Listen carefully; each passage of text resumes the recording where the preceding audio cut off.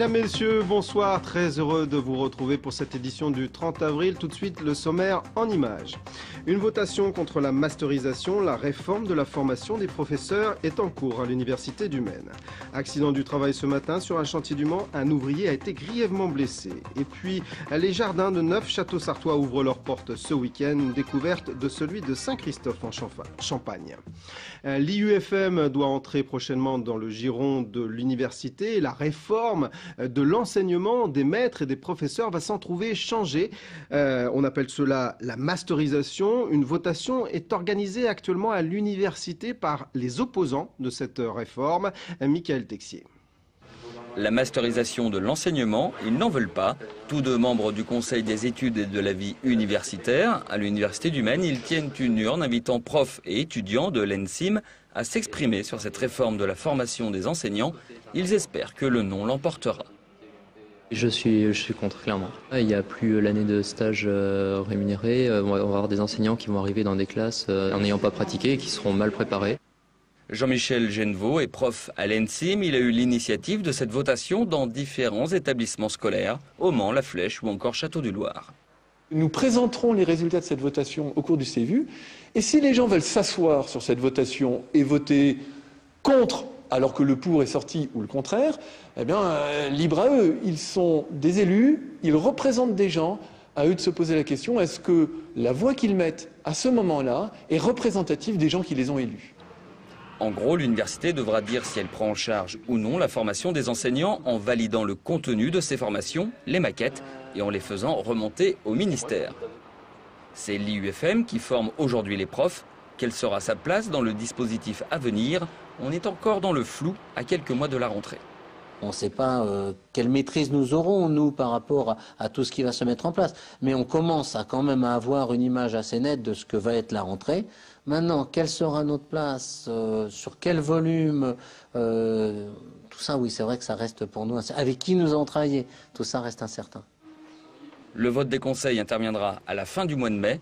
Le 5 mai, une votation est organisée à l'UFM. Dernière minute, selon le site internet de Ouest France, un manceau de 19 ans pourrait être mis en examen et écroué ce soir pour le viol d'un garçon de 10 ans.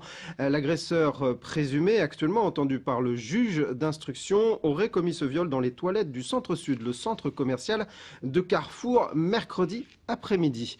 Fait divers avec cet accident du travail qui a mobilisé ce matin du côté de l'université les pompiers du GRIMP, le groupement d'intervention en milieu périlleux. Yannick Morfin, Amoun Chamsoudine.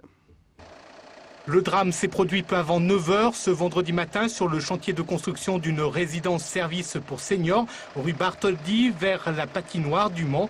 Une branche, sorte de panneau de coffrage, est tombée de la grue de chantier et a percuté un ouvrier. L'homme, âgé de 45 ans, se trouvait au 2e étage du bâtiment lorsque les faits se sont produits. Le lieu de l'accident, difficile d'accès, a nécessité l'intervention d'un service spécial des pompiers, le GRIMP, le groupement de reconnaissance et d'intervention en milieu périlleux. Les secouristes ont eu alors recours à la grue de chantier pour évacuer la victime. Eh bien, en fait, il est conditionné dans un brancard. On s'approche un petit peu des techniques d'alpinisme, alpinisme urbain, si on peut donner une image. Conditionné dans ce brancard et ramené sur la terre ferme au moyen de cordes ou de treuils. L'ouvrier souffre de diverses fractures aux jambes et aux bras. Il a été transporté par le SAMU au centre hospitalier du Mans. La police technique et scientifique s'est rendue sur place pour déterminer les circonstances de cet accident du travail. Et puis, les pompiers sont intervenus en nombre ce matin du côté du Vieux-Mans. L'architecture complexe de ce quartier nécessite l'envoi systématique d'un fort contingent, à la fois matériel et humain. Là, un départ de fumée leur avait été signalé. Il s'agissait en fait d'un particulier qui faisait brûler de l'herbe de son jardin. On appelle cela de l'écobuage. C'est évidemment strictement interdit dans le Vieux-Mans. Social, maintenant, la traditionnelle manifestation du 1er mai partira demain matin à partir de 10 h du Palais des Congrès du Mans. Parmi les organisations syndicales annoncées, la CGT, la CFDT, la FSU, Solidaire et l'UNSA. Force ouvrière n'y participera pas, tout comme la CFTC et la CFE-CGC. L'importance de la mobilisation sera intéressante à observer en cette période de crise de l'emploi et de réforme des retraites. Autre lieu de balade, si j'ose dire, les jardins des châteaux qui seront ouverts tout ce week-end en Pays de la Loire et en Bretagne. 9 d'entre eux dans notre département, dont le manoir de la Massonnière à Saint-Christophe-en-Champagne, dans le canton de Brulon, un manoir qui nous a ouvert ses portes. Benoît Doisy.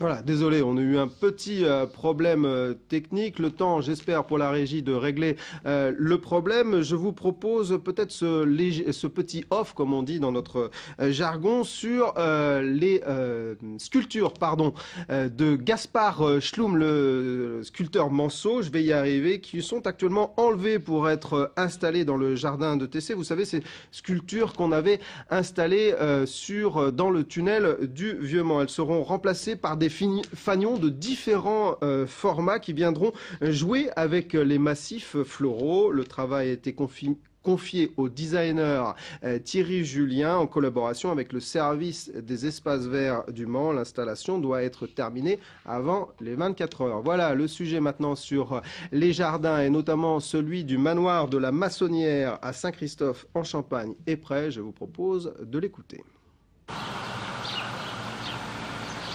Véritable perle dans un écrin de verdure, le manoir de la Massonnière est au cœur de 4 hectares de jardin. Un jardin d'Éden dessiné en 1949. Le parc est entouré d'un mur d'enceinte où les meurtrières ont depuis longtemps perdu leur fonction première. Jardin à la française, parc à l'anglaise ou jardin forestier, tous les goûts sont dans la nature.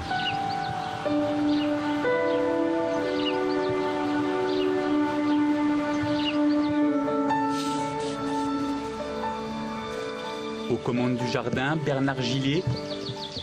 Depuis 33 ans, il fait office d'horticulteur, de pépiniériste et bien sûr de jardinier.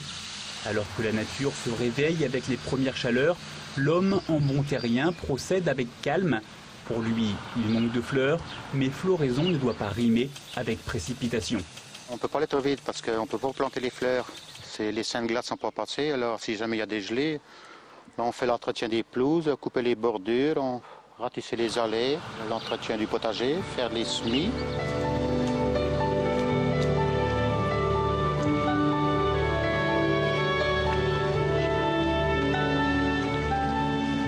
Ici, il faut prendre son temps, à l'instar des batraciens qui peuplent la pièce d'eau du jardin forestier.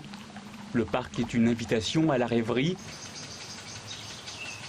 à l'ombre d'un charme ou devant des fleurs qui s'épanouissent. On ne se lasse pas de la vue. C'est vrai, le matin, là, c'est frais, ou le soir aussi, vers 8h30, 9h le soir. Ah ben là, c'est ça, c'est agréable.